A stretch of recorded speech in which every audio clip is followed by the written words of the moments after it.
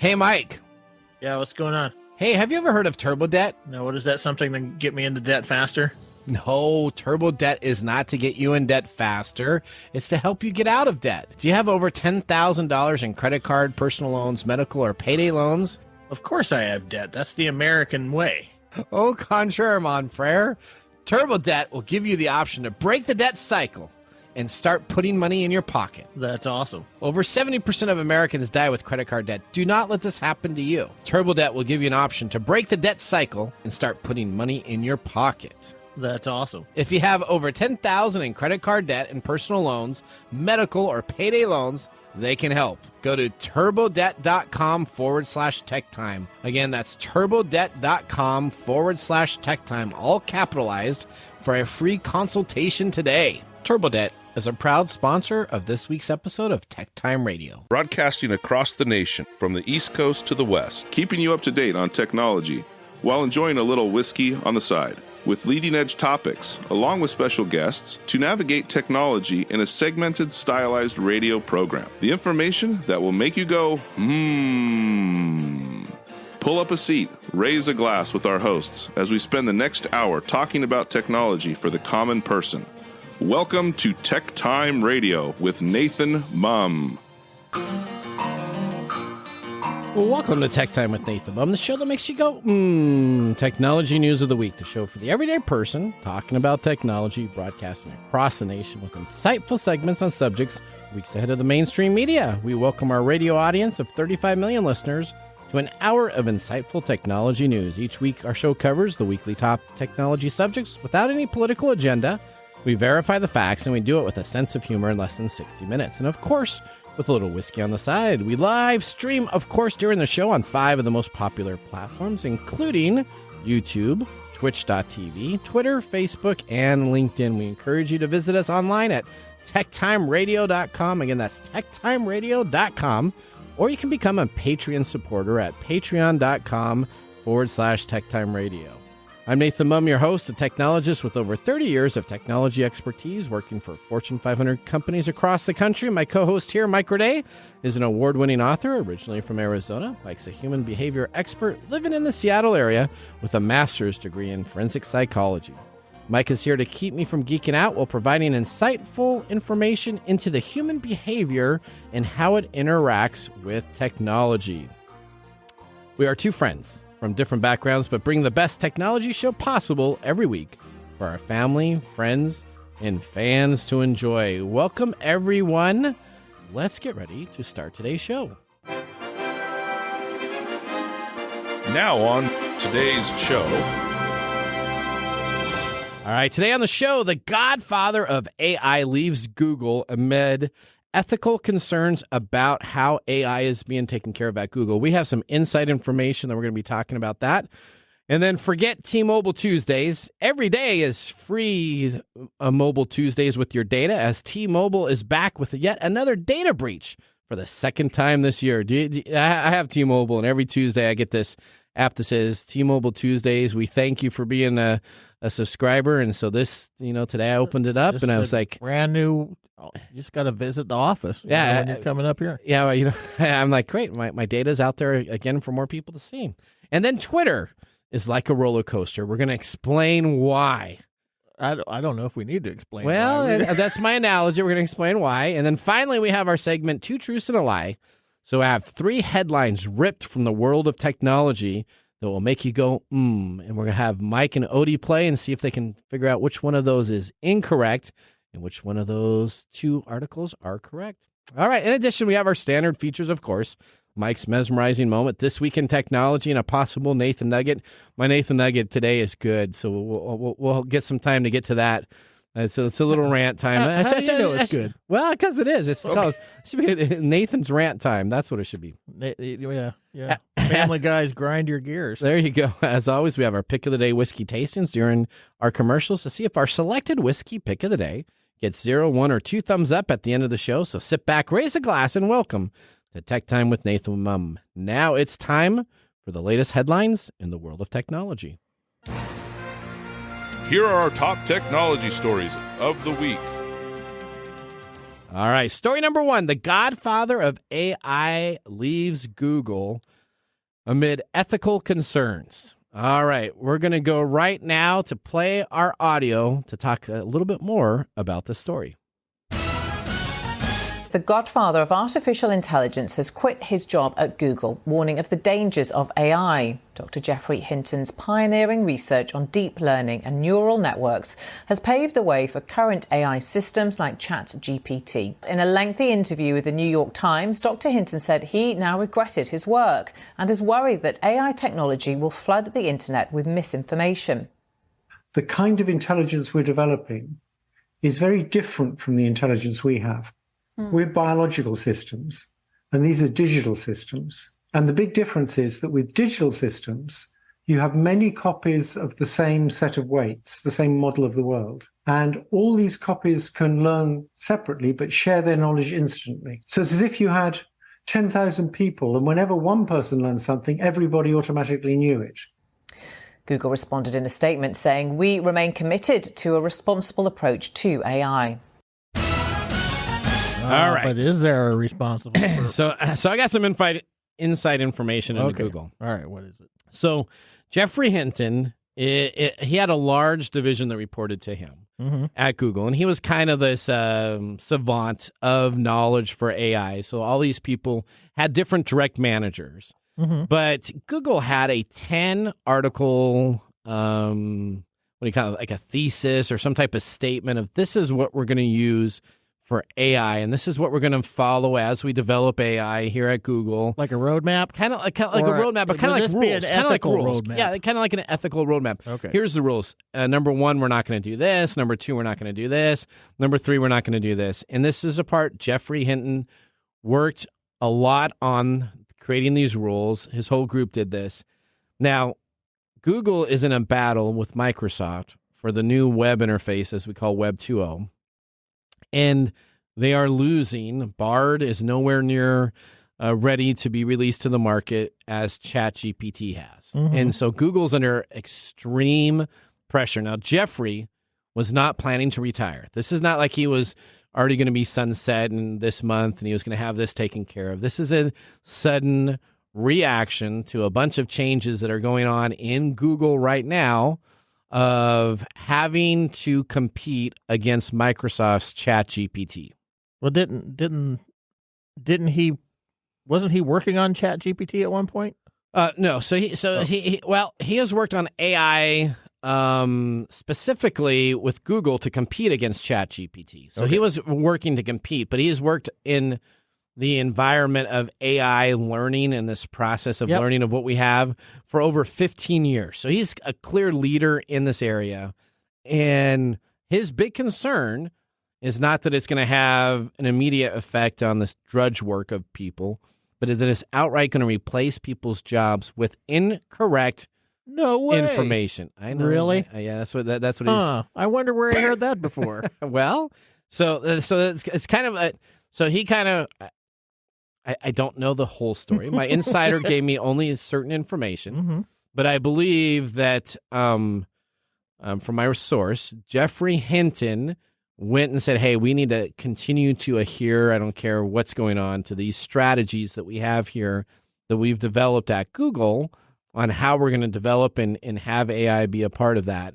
And senior management is looking after their bottom line and money, and they have decided to change the playbook on how they're going to compete specifically with AI. What a surprise. So money kind of wins out over... Money always wins. Right. So what's your feeling on this, Mike? What's my feeling on which part? Of somebody quitting. So he must have had an ethical dilemma. He probably has plenty of money. I think it's great. I think it's great that he's sticking to his ethical guidelines. Okay. The problem I have is that it's the same thing with Oppenheimer when he worked on the atomic bomb. Yeah. Right. They developed this information or this process or whatever it is, and they know ahead of time there's a problem because it can be used for nefarious purposes or whatever. And it's great that he's taking a moral stance about it now. But what happened? Where was that moral stance 15 years ago? Well, when they started developing this idea. Well, I think that Google probably adhered everything to it until probably the last month or two, right? That sounds like that's a plausible idea that here Microsoft has gotten a hold of this popular AI chatbot and is now kicking the crap out of them in this realm. And so, yeah, it makes perfect sense that money-grubbing people that are in charge would be like, oh, look, all we need to do is get rid of these ethical concerns, and then we can do this and this and this. We've talked about this on several episodes. Fronts. Yep. You know, it's the same thing with genetic development and pretty much everything we've talked about has this ethical component, and that people tend to take that away when it becomes a problem. It's all very well and good to have an ethical roadmap when you're not in survival mode, but like humans are, as soon as survival mode comes into it, maintaining those ethical moral standards becomes very, very problematic. All right, so how do you as a listener feel? Right now, jump onto Twitter, hashtag TechTime Radio, as long as Twitter's up, and let us know how you feel with your concerns. I'll be reading them on the air. So again, that's hashtag TechTime Radio. If you feel that this is a good thing that he decided to leave for ethical reasons, or if you think this is a lot to do about nothing, we'd love to hear back from you. So make sure you reach out to us at hashtag TechTime Radio and let us know how we feel. All right, Mike, you got story number 2. Okay, well, this doesn't have a whole lot to do with human behavior, but there is a component, so we'll talk about it anyway. So we've all come through this pandemic. We've all been very accustomed to using Zoom every day, right? I do, yeah. Right, and so we're accustomed to this, or Teams or whatever. Yeah, and humans are getting what's called Zoom fatigue. Yep. But interestingly enough, lonely pet parrots using video chats may be finding friendship. What are you talking about? Pet parrots? Pet parrots. Okay, so parrots, birds. Yeah. Right?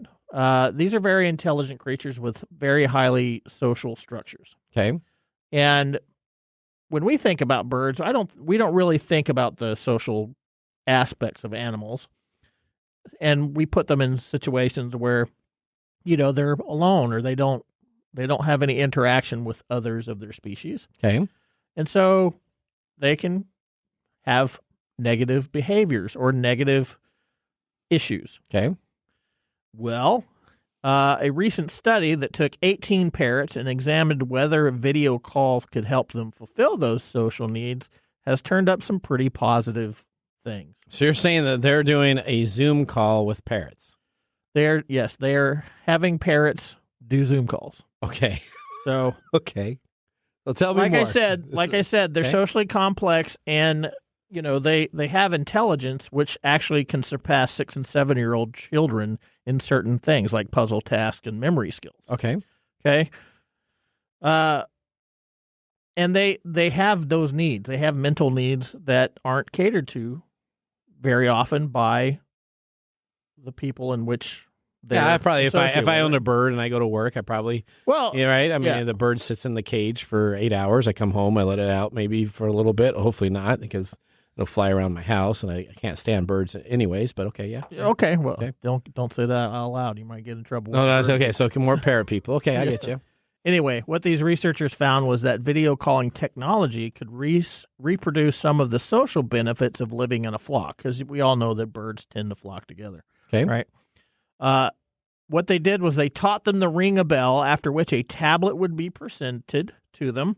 1 or 2 images of fellow parrots would appear on the phone or tablet, and using their beaks or their tongues, the parrots would then choose which one that they wanted to interact with. Huh? Yeah. Okay. All right. And to see how much the parrots actually wanted to spend time on, they measured the engagement and agency.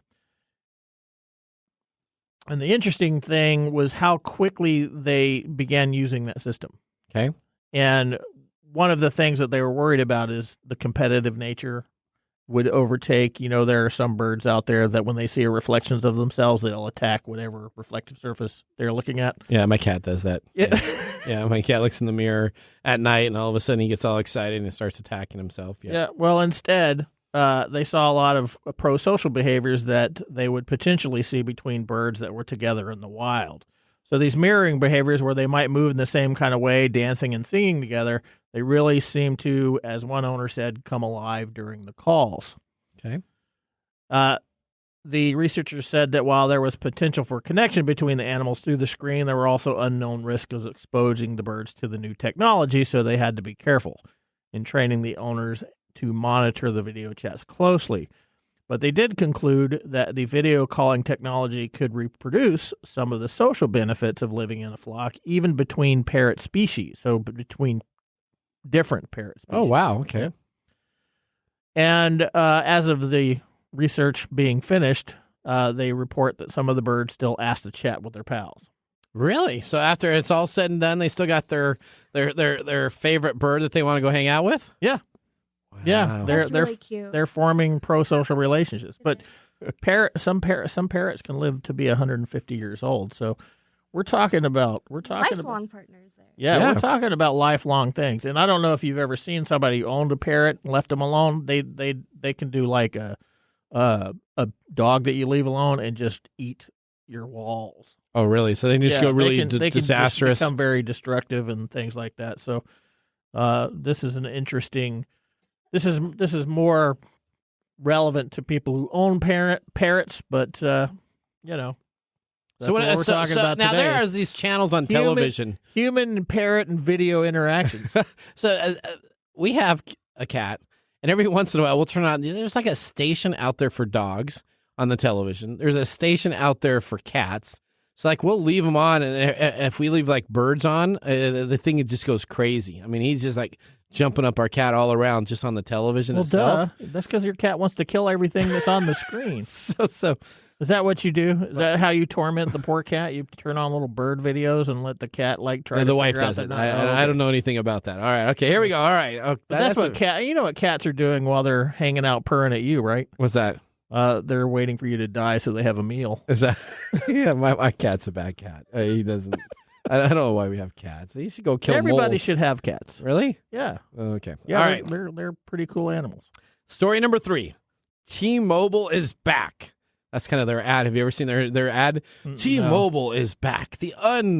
Whatever they call themselves, the unfollowed or the unchained network. Well, let's take a look at our reporter on just how back T-Mobile is. T-Mobile has officially disclosed a second data breach. They discovered that attackers had gained access to personal information of many customers. This is the second one this year, not as bad as the previous. The previous one, I think, impacted tens of millions of customers. This one only impacting 836 customers. And so while it's not a great number of people, the information they did get of those people is going to be heavily compromising and put them in the opportunity for identity theft. Oh, all right. Crap. What's the release moniker that they released? Okay, well, hang on. So it's actually 37 million. So great news reporter. He had a little bit. 37 million customers had their data compromised earlier this year. T-Mobile suffered another breach that they announced that reveals that a total of 836 customers were affected by the breach that took place between February and March of this year. Well, that small number of people may sound reassuring. The data that was compromised, though, was major damage. So it wasn't just like this person likes this. It's essentially, they got less than 1,000 people's social security numbers, phone numbers, contact information, date of birth, what they called, who they called, and all of that information available for free on the T-Mobile breach. Is that more information than they got in the previous breach? The previous breach. This is a smaller breach, but it's more significant. Correct. And at least is what they've announced. So it could be even more significant. So what happens is Bleeping Computers did the research on it. It's a website out there, a very good actually website. We use it for some of our content that we talk about on the radio show. They actually did the full diagnostics. They're actually the ones that reached out to T-Mobile and said, we have this information on your breach, and then T-Mobile said yes. I guess that did happen. T-Mobile didn't come back and go, well, we informed those users but already, and they didn't get a hold of customer relevant information. But I'll tell you this: T-Mobile has clearly no security on any of their. AT&T hasn't been breached for like years, so they spend a good amount of time doing it. Verizon gets breached all the time. It's just a matter of moments. Are they now, not right? breached, or did they just hide it better than everybody else? Well, there's a lot of money out there now for people to find when breached information gets on the dark web. So people want to report it, but they haven't been able to find AT&T with a major breach for a while. Okay. So if you want to have your information secure on a cellular carrier, I think AT&T is the winner right now. T-Mobile will, I'm sure, get breached at least 2 or 3 more times before the end of the year, but they're still the cheapest, so I will continue to use their service. Yeah, that's good to know. Like, all right. I don't care about my information as long as I get cheap service. Hey, you know what? I've always said that. I got so much information out there, flood it. That's what I do. You might as well have all the information for me. I still will check your stuff. I don't really believe that any one of us that are in today's society does not have information out there that they don't want out there. Somebody has our information. Correct. And it doesn't matter who says they don't. Whether it's our state, whether it's our country, whether it's another country, there's information out there. There's a profile of Nathan somewhere with a bunch of information, and there's a microday profile. It's good. It's good to know that That's what we got. All right, it's just a big ocean of everybody's information. Yeah, just hey, I guess you pay for quality and you have to pay for service. If you pay for cheap phone service, you're going to get breached. This is a really good plug for unplugging the internet. Unplugging the internet? And going back to writing checks. You know what? And check fraud. If we just didn't have this thing called the internet, maybe we'll be talking about that a little bit later today. Maybe. All right, well, that ends our top technology stories of the week. Moving on, we have a long-time segment after the commercial breaks, which is 2 truths and a lie. I have 3 articles here that Mike and Odie have not seen. They're not allowed to now Google as if we go into this commercial break on any of the information. They're going to have to decide which of these 3 stories are true. 2 of them are true, and which one's a lie. So we'll see after the break. You're listening to Tech Time with Nathan Mumm. See you in a bit. Hello, listeners. We're excited here at Tech Time Radio, aren't we, Mike? Oh, no. We have an announcement to make starting in June. We're really excited to be a part of an internet radio station. That's right. Coming up in June, you will still be able to listen to us live here at Kixie 880 and KKNW and all of our affiliate stations. But you'll be able to listen to us at 8 a.m. Monday, Tuesday, Wednesday, Thursday, and Friday now. We look forward to this new opportunity to provide you Tech Time Radio every weekday. And again, you can always catch us online at techtimeradio.com.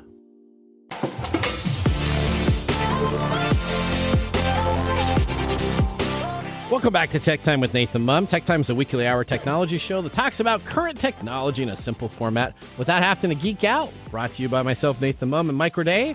We just had our first whiskey tasting during the commercial break, and now let me tell you about what we are sipping in our pick of the day. During this show today, we have chosen the Old Granddad Bourbon, 80 proof, $16.99 a bottle. This is value for your bottle price. This is Nathan.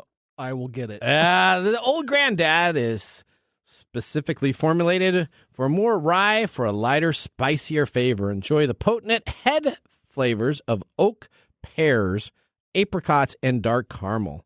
This medium-bodied bourbon shows some sweet vanilla, but more evidently, it has the peppery spiciness described with the notes of cloves and cinnamon. I like that peppery spice. I that hits you at the end of your drink. You taste it; it's kind of smooth. It's no real bitter taste to start with. There's a rye burn at the beginning, but it pretty minor. Finishes really well. I really like the finish on this. All right, the company is Beam Suntory. So this is a Jim Beam distillery, located, of course, in Claremont, Kentucky. It's a straight bourbon.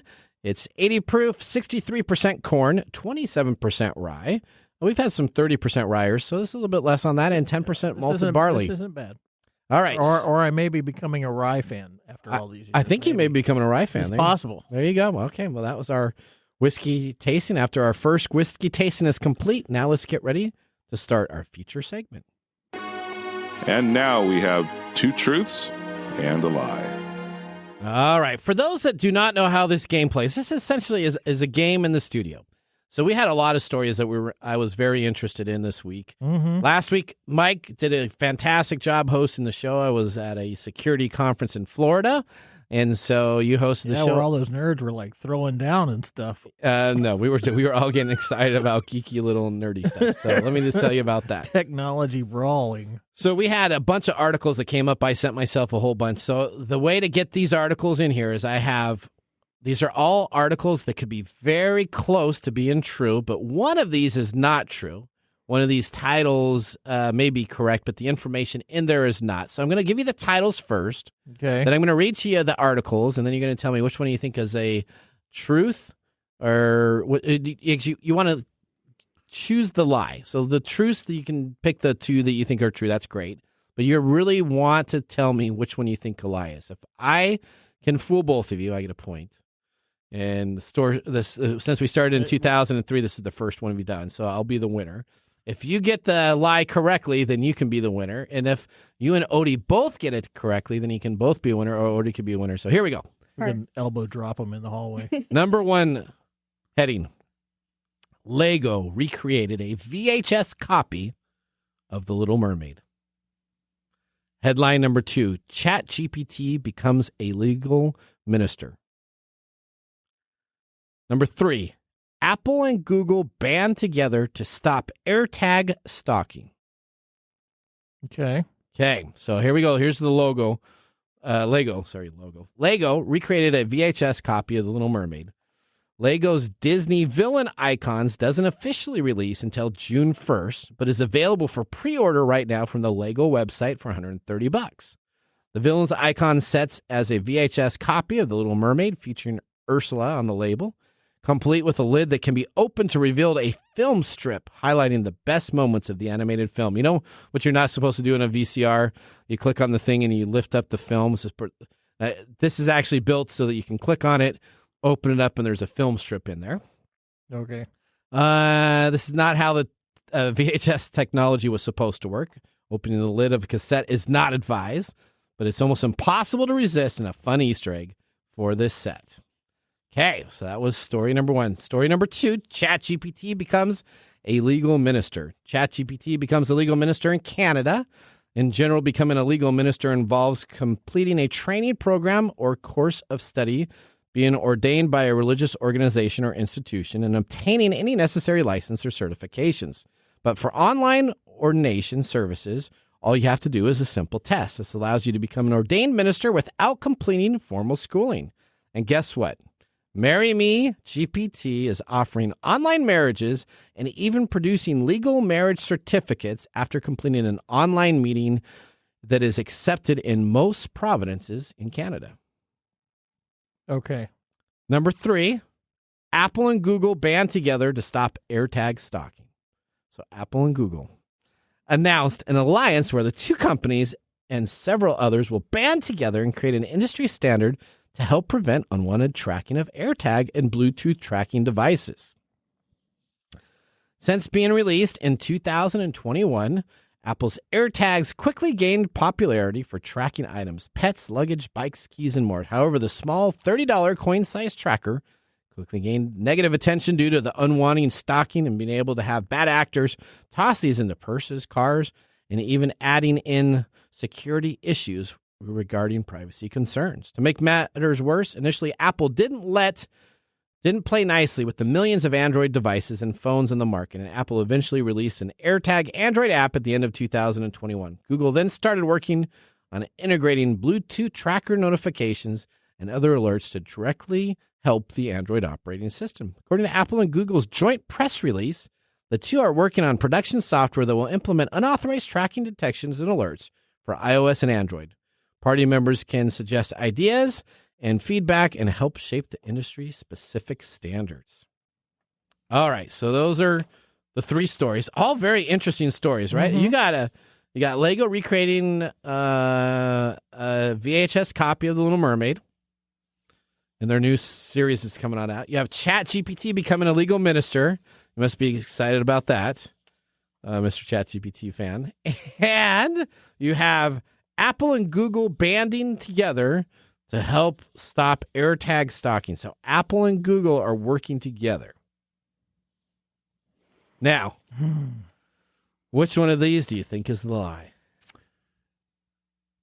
I'm going to go with the ChatGPT becoming a legal minister. Okay. Legal minister. Well, I'm going to say that it could probably pass the minister test, but at becoming legal, that is the. I think that's becomes the a legal issue. minister. That's the tagline. That's yeah. I'm going to say that's the false one. Okay, and maybe because I'm biased. That's all right. There may be a bias there, but the other two, those two sound fairly okay. Okay, all right. This is the ChatGPT thing. I'm gonna say the Google and Apple coming together.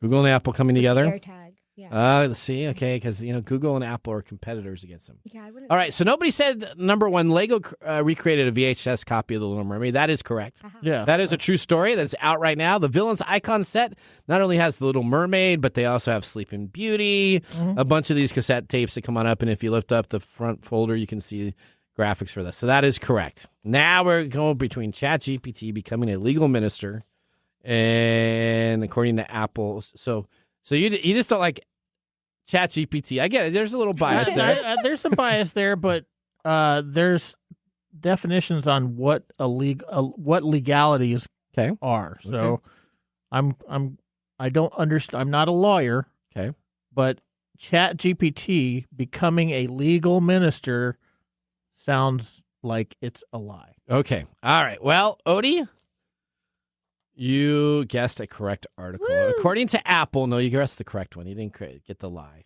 Apple and Google I are got the working lie. together. Mr. Gourdet, ChatGPT becomes a legal minister. Now, someone actually applied for the Marry Me GPT and is working right now on getting ChatGPT to become a legal minister. But it is not legal at this time because to be a minister, you have to be in their oath. Even online, you have to be able to have what they consider a soul. So to be a minister, There you go. have to be considered a soul. And at this time, no AI has a classification of a soul. That is going to be the next, and that's probably what they're trying. They're either trying to change the law so that it doesn't have to have a soul, or they're going to start trying to prove that it has a soul. So they are working on this, but it is not quite there yet. So, Mr. Gourdet, congratulations. You got the win. Odie, we both lose, so... It's okay. Did I give you any signs when I was reading it? Did you? No, you did really well. Okay. That was really difficult for me to. Of course, I'm watching you from the side now. Yeah. I'm not watching you across the Okay. table anymore. Okay. That one was more difficult. Probably because that out. story is so close to being true. Because the guy is working on it right now. It wasn't really difficult. It was just easy to change the title to be official instead of working on it at this time. So yeah, well, like I said, I'm pretty sure the ChatGPT can pass the test, but legally it has to meet legal standards, and at least at this time. Just think of that. You could get married online with a ChatGPT. Yeah, that's just going to make life awesome. Does that make you feel good? No. My whole mindset was like, can't you marry like an anime character and stuff? Yes, but that's what I was the person that officiates that has to be a legal. Has to have a soul. Has to have it be a minister. For now. So it's the classification is soul, which is a very interesting type of deal. So of all the things that they do, that is the one classification. Online, all these type of deals, you have to have a soul is what they have as the okay. requirement. Well, I was thinking more it had to be at least a person. I don't even think because illegal. So what if you're a person with no soul, yeah. then you can't be a minister either? Well, yeah. Okay. There's that. All right. Well, that ends our segment. I don't know anybody who doesn't have a soul. Well, actually, you know two people. I know a couple of people. All right, that ends our segment. True Truths and a Lie. Up next, we have This Week in Technology. So now would be a great time to enjoy a little whiskey on the side, as we will be doing so during the break. You're listening to TechTime Radio with Nathan Mumm. See you in a few minutes. This is Marc. And Greg. For Copiers Northwest. With a terrific offer. Called Printer Care Plus. It's simple. Buy HP printer cartridges from Copiers Northwest and we'll service your current printers for free. That sounds too good to be true. It's made possible due to our HP Copiers Northwest relationship. Copiers Northwest is an HP Platinum partner. One of only 2 in the entire Northwest. And now with Printer Care Plus, Copiers Northwest will provide free printer service. As long as they purchase genuine HP cartridges from Copiers Northwest. That's right. IT departments no longer have to service printers. or fix paper jams with PrinterCare Plus. They can focus on more strategic initiatives. And let our experienced technicians keep their HP printers up and running. Sounds like a love-love relationship for IT departments. Don't get too carried away. So how do they get more details on PrinterCare Plus? Call Copiers Northwest today, 206-282-1200, or visit copiersnw.com. Copiers Northwest. New ideas, new solutions. And now, let's look back at this week in technology. All right, we're going back to April 30th, 1993. What were you doing in 1993, Mr. Gorday? That was right before I got married. Okay, same here. That's kind of like right in that same time. I was working, living alone, working at a small place where I was helping persons with disability. Okay, all right. So April 30th, 1993, at the urging of Tim Berners-Lee, the creator of the World Wide Web protocol, the directors of CERN. That wasn't Al Gore? Well, hang on. No, you're going to learn about it.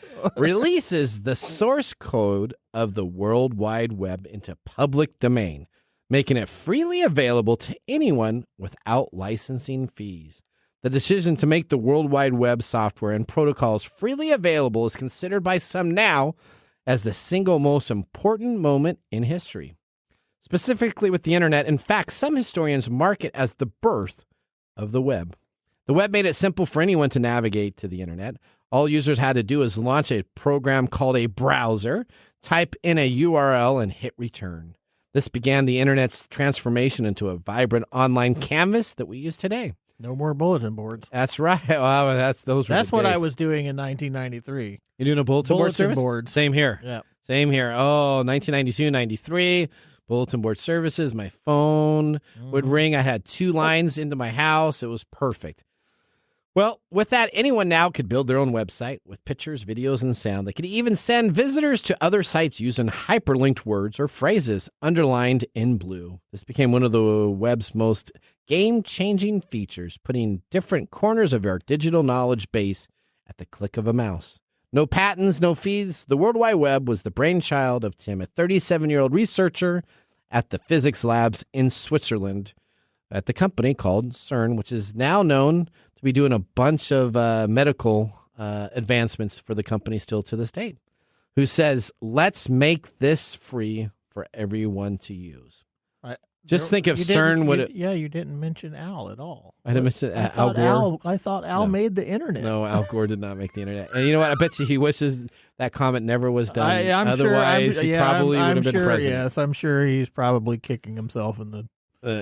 well, especially after today, if he hears that, we might get a call from him. That's right. That might get upset at us for talking. It is Tim and the research that they did at CERN that's absolutely created the web. Well, that was This Week in Technology. If you ever wanted to watch some tech time history with over 2 years, actually it needs to be 3 years now, a video podcast and blog information, you can now visit techtimeradio.com to watch our older shows or join the Tech Timers Facebook group to talk with us live all the time. And again, hashtag TechTimeRadio on if you want to provide us feedback on what you think regarding the AI sudden decision by Google AI Master to step down for ethical reasons. We're going to take a commercial break here. When we return, we have the Marc Mumble Whiskey Review, our technology fail, along with a Nathan Nugget. We'll see you after the break. Hello, my name is Arthur, and my life's work is connecting people with coffee. StoriCoffee is a small batch specialty coffee company that uses technology to connect people to each product resource, which allows farmers to unlock their economic freedom. Try our Medium Roast Founder Series coffee, which is an exotic bourbon variety that is smooth, fresh, and elegant at StoriCoffee.com. That's STORI coffee.com. Today you can get your first bag free when you subscribe at StoriCoffee.com with code TechTime. That's STORI coffee.com. The segment we've been waiting all week for, Marc's Whiskey Mumble.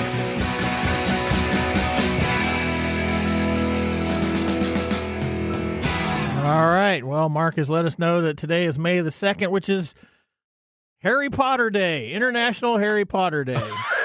Well, no. Dude, my wife is a huge Harry Potter fan.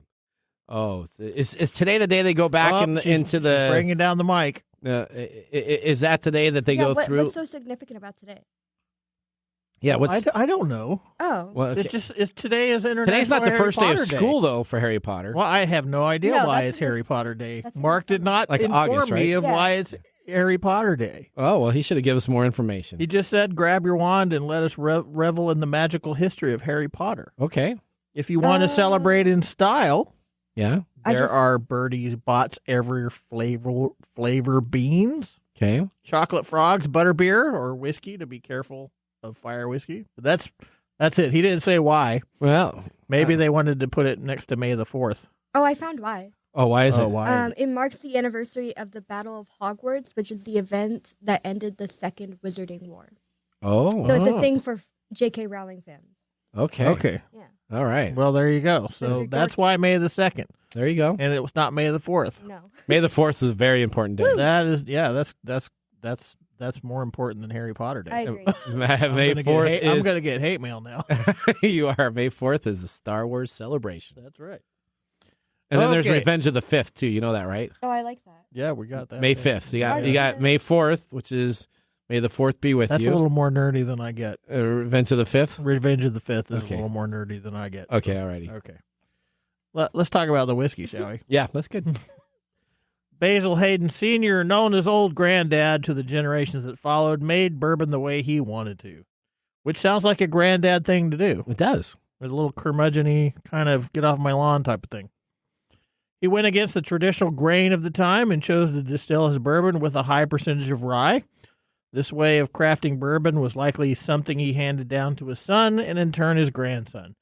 That was Colonel R.B. Hayden, who would justly name his bourbon after his old granddad. Put his picture on every bottle. Is there a picture on there? Yeah, there's a picture on there. He looks like a granddad. First bottled in 1882, very little has changed about it. Old Granddad is currently released in 3 different bottling proofs, 80, 100, and 114 proof. It is a beloved bottom shelf bourbon. If you are just a beloved Nathan bourbon. It is I have never tried it before, but I'm very excited that this is a under $20 bourbon I really like. Yeah. Well, if you are just getting into bourbon and love the rye spice, this is a great starter. Otherwise, bourbon drinks avoid this and lean towards the 100 proof, with the 114 proof being Marc's pick and on his bar. So he likes the. So he's got the 100. He's got the good stuff. He's got the good stuff. He's got the higher shelf, the higher price, the higher proof. I think it's like $79 or $89 that bottle. I was looking online and I'm like, wow, this is expensive. And then I was like, oh no, that's the higher proof. Well, that version. makes sense for his bar. Yeah. I was wondering why he would put a $16 bourbon on. I think Marc's bar at his house is everything is probably at least $100 or more on his shelf that he displays, and underneath he probably has some $50 bottles that he. No, it keeps those in the kitchen cabinets. Or the kitchen cabinet. There you go. That's right. That's right. All right, Marc, thanks for that mumble. Mike, thanks for reading that. Now, whiskey technology is always greatly paired with. Whiskey and technology is always greatly paired. Like right, peanut butter and jelly. Remember last time I did something else. Now I'm going to try to do pairings. You're going to do pairings. I'm going to start doing pairings as I do that. I think I said this last week, and I was like, what the heck does this mean? Yeah, so we're going to keep on pairing stuff. Okay. All right, well, let's get ready for our technology fail of the week. We are out of time.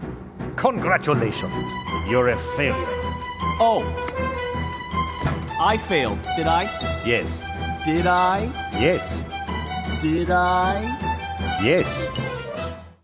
All right. More Twitter stuff, I think. That's right. A Twitter outage logs you out and won't let you back in. Essentially, Twitter has had a few outages that have logged many users out of the website and prevents them from logging back into the site itself. At approximately 3:45 p.m. Eastern yesterday, Twitter users worldwide reportedly suddenly were logged out of their desktop website apps. That's with the desktop. Thousands reporting issues on Down Detector. So the desktop website. So it wasn't their phone because your phone doesn't necessarily. Yeah, that's why when you were talking about this, I was like, I don't get it. I'm still logged in. Well, yeah, it's because your phone probably wasn't queuing it, whereas the website would be continuously updating it. So that makes sense. This does not appear to be the same for other people that have been infected by repeated cycles of logins and logouts. No issues were listed on Twitter's status page or support account. Also to note, this function seems to not be updated on a regular basis. Maybe this department was part of the few of those deep cuts that Elon Musk did. That's the Nathan jab. I don't know. Kind of you like don't think he's just standing there by a switch and going, watch this. Click. He just Click. So over the last 24 hours, there was a major outage that was at about 8:30 p.m. on Sunday. There was a huge outage again at about 6 a.m. and at these are all Eastern Standard Times. And then right about 3 o'clock, there was a huge outage that had over 3,000 outages reported to the website Down Detector. All right, so note to self, Twitter, if you're laying off everybody, please keep the lights on enough. Oh, they're laying off everybody. They're just laying off users and we talked about that last engineers. couple weeks.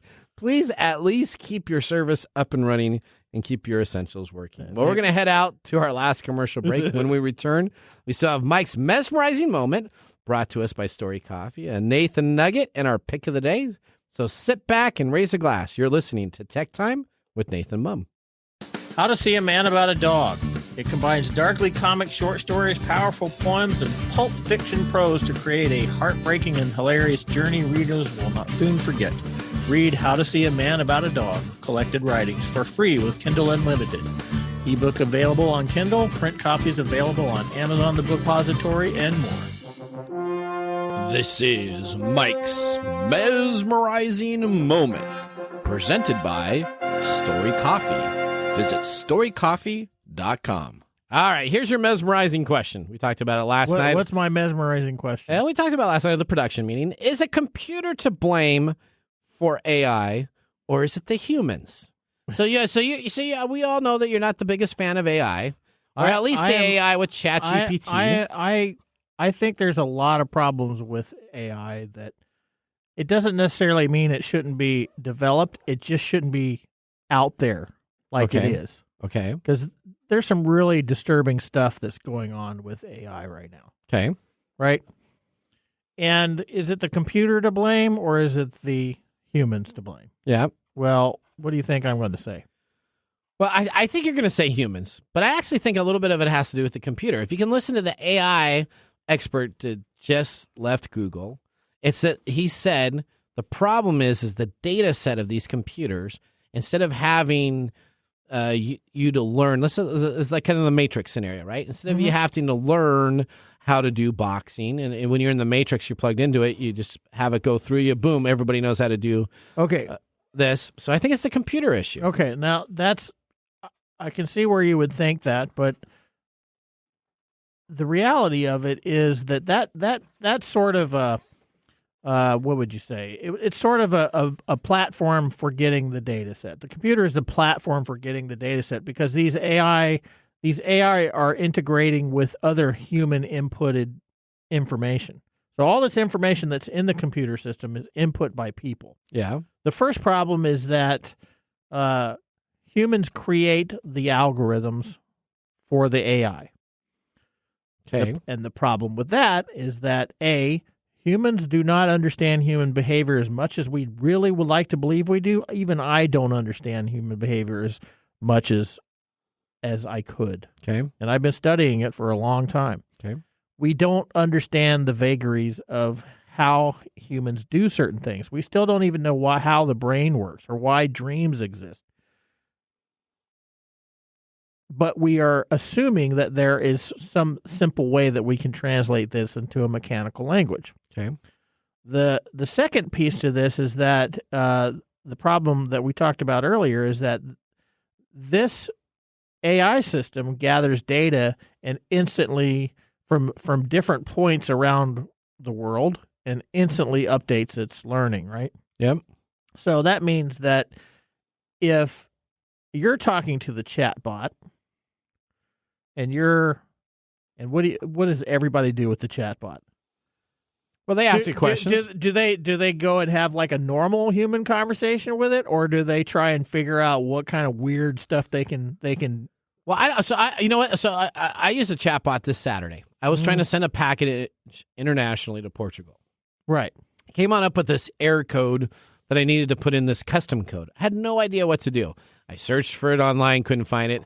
I literally went to ChatGPT on Bing, typed in, explain to me what this is, and it actually explained where I could go to find it on the government website, United States Customs, where to go, what to look it up, and I actually got my information. I just asked it like a regular person. Yeah, so you're basically querying a giant database with this question. It wasn't a question about morality, or even intelligence. It was, hey, can you find this information? So it's like accessing a giant library, which I think is what's awesome about AI. Okay. The problem is when we start talking about those inconsequential, or not inconsequential, but those difficult to explain things like, what is morality? Okay. Isn't that something? Why would I, as a person, go to a computer and type in a morality question to a computer? Because that's what we're going to be doing when you interact with the ChatGPT, just to see if it's like when we talked about the Google engineer that thought the AI was self-aware. Yeah, that guy is entering into a realm in which the human interaction wants to believe certain things. And because the ChatGPT thing is giving him back the information he's searching for, he's automatically coming up with these conclusions that, oh my God, this thing is real. When the ChatGPT thing is simply scraping information and running it through its diagnostic or its algorithms and saying, oh yeah, this is how I should respond to this. So what we know here is that if an AI can tell you all this stuff about how to get out of a speeding ticket, but it's also talking about taking over the world and killing every human on it. So that's the problem. It doesn't. So it's the humans' fault that we created it and put the algorithms. Humans created the algorithm, and then the problem with that is that they can't create something which they don't have limitations about. So it's very limited on how it works, based on the person that's doing it. And I guarantee you that the person who's creating the algorithm is not somebody who understands psychology per se. Okay. That makes sense. It doesn't mean that they don't have an understanding of it. It's just that even we're still trying to figure out ourselves. That's true. I mean, you're just ourselves is a big mess. Yeah. You know what? When I was 30, I knew everything, and now I'm in my 50s and I know nothing. Yeah, the older I get, the less I know. That's right. But that's the problem. I think the computer is simply the platform in which this information is problematic, and it starts with the human proclivity for trying to make this is where the problem starts. All right, let's move to our nugget of the week. This is your nugget of the week. All right, so this is your gear grinding. Yeah, so Wikipedia. So the European Union has this big deal where they want everybody to come up with an age verification process. It's a part of the online safety build. Mm-hmm. Wikipedia says, forget it. We're not going to do it. Okay. Rebecca McKinnon of Wikipedia's foundation, which supports the website, says it would violate our commitment to collect minimal data about our readers and contributors. A senior figure in the UK fears the site could be blocked as a result, but the government says only services posing the highest risk to children will need age verification. So this is the first company. This is Wikipedia saying no. We're not going to check ages because anybody should be able to access the information that we got. That's correct. Okay. And we're not going to continue to the European Union's standard where any application that tells information that they have in the European Union mandate that they all have age verification. They're kind of giving the European Union kind of a middle finger in a nice way by saying against this. I'm totally for it. This is essentially information that should be there. We can't have always these government entities coming up with it's great that they come up with some policies and practices, but this is a perfect example of a nice way of saying, forget you in your policies. We're available for everybody. Yeah, we're not going to do that. I was talking about earlier. This sort of echoes back to what is morality and who gets to determine what morality is. Yeah.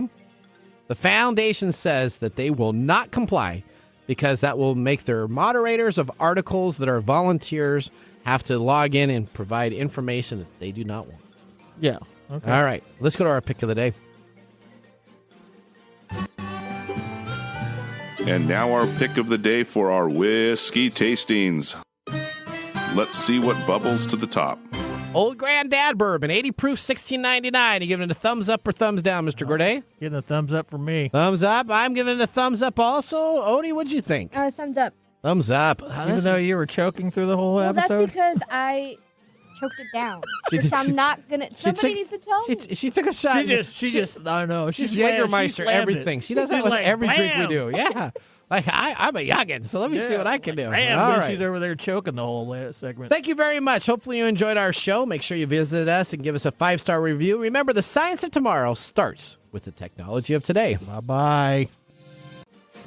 Thanks for joining us on TechTime Radio.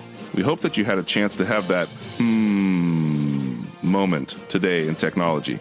The fun doesn't stop there. We recommend that you go to techtimeradio.com and join our fan list for the most important aspect of staying connected and winning some really great monthly prizes. We also have a few other ways to stay connected, including subscribing to our podcast on any podcast service, from Apple to Google and everything in between.